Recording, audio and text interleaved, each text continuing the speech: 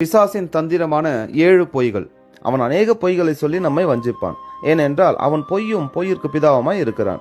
ஏவாளிடத்தில் அவன் சொன்ன பொய்யினால் ஒட்டுமொத்த மனுக்குலமும் பாவத்தில் விழுந்தது என்பதை நாம் மறந்துவிடக் கூடாது. பிசாசின் முதலாவது பொய், நீங்கள் தனியாக இருக்கிறீர்கள், உங்களுக்கென்று யாருமில்லை என்பதே அவன் அநேகரிடத்தில் சொல்லும் பொய்.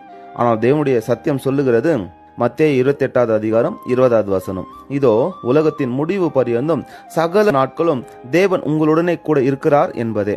இரண்டாவது பொய், நீங்கள் பலவீனமானவர்கள் என்று.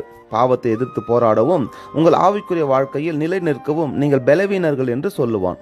ஆனால் தேவனுடைய சத்தியம் சொல்லுகிறது, பிலிப்பியர் 4வது அதிகாரம் 13வது வசனம், என்னை பலப்படுத்துகிற கிறிஸ்துவினாலே எல்லாவற்றையும் செய்ய எனக்கு பலன் உண்டு என்று. மூன்றாவது பொய், இது அவன் சொல்லும் மிக பெரிய பொய், நீங்கள் உங்கள் வாழ்க்கையில் தோல்வி அடைந்தவர்கள், உங்களால் எதிலும் வெற்றி பெற முடியாது, நீங்கள் ஒரு வேஸ்ட் என்று. ஆனால் தேவனுடைய சத்தியம் சொல்லுகிறது, 1 யோவான் 5வது அதிகாரம் 4வது வசனம், தேவனால் பிறப்பதெல்லாம் உலகத்தை ஜெயிக்கும், நம்முடைய விசுவாசமே உலகத்தை ஜெயிக்கிற ஜெயம் என்று. நான்காவது பொய், யாரும் உங்களுக்கு உதவ முடியாது என்று. உங்களை தனிமையாக உணர வைப்பதோடு மட்டுமல்ல, உங்களுக்கு எந்த சூழ்நிலையிலும் உதவி கிடைக்காது என்பது. ஆனால் தேவனுடைய சத்தியம் சொல்லுகிறது, சங்கீதம் 121:1-2 வசனங்கள், வானத்தையும் பூமியும் உண்டாக்கின கர்த்தரிடத்திலிருந்து எனக்கு ஒத்தாசை வரும் என்று. ஐந்தாவது பொய், உங்கள் பாவங்கள் மன்னிக்க முடியாத அளவுக்கு பெரியது என்று. ஆனால் தேவனுடைய சத்தியம் சொல்லுகிறது, 1 யோவான் 1 அதிகாரம் 7வது வசனம், இயேசு கிறிஸ்துவின் ரத்தம் சகல பாவங்களையும் நீக்கி நம்மை சுத்திகரிக்கும் என்று.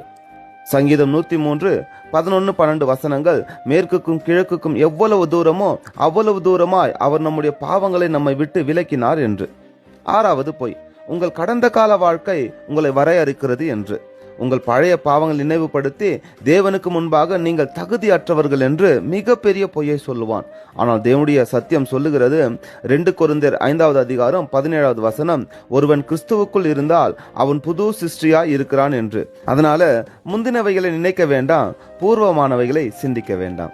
கடைசியாக 7வது பொய், உங்கள் ஜெபத்திற்கு தேவன் பதில் தர மாட்டார், உங்களுக்கு எந்த வெளிப்பாடும் கிடைக்காது என்று.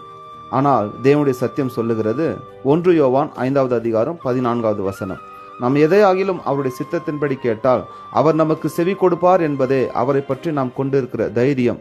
எரேமியா 33:3வது வசனம், என்னை நோக்கி கூப்பிடு, அப்பொழுது நான் உனக்கு உத்தரவு கொடுத்து நீ அறியாததும் எட்டாததுமான பெரிய காரியங்கள் உனக்கு அறிவிப்பேன் என்று. அவனுடைய பொய்யிலிருந்து நம்மை காப்பாற்றிக் கொள்ள தேவனுடைய சத்தியத்தை நாம் அறிந்தவர்களாய் இருக்க வேண்டும்.